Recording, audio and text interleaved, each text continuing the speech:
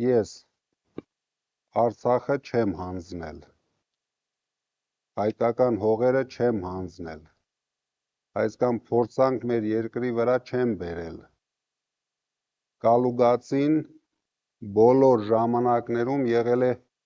հայի և Հայաստանի կողքին, Կալուգայի Սամոն, ինչպես իրենք ասում են, իրենք նույնիսկ չեն հասկանում, դա ինչքան պատվաբեր է, իրենք հաստատ իրենց կյանքում ոչ մի հնարավորություն չէին ունենա առնչվել Կալուգայի Սամոյի հետ, կարող է 1000 կիլոմետր փախնեին,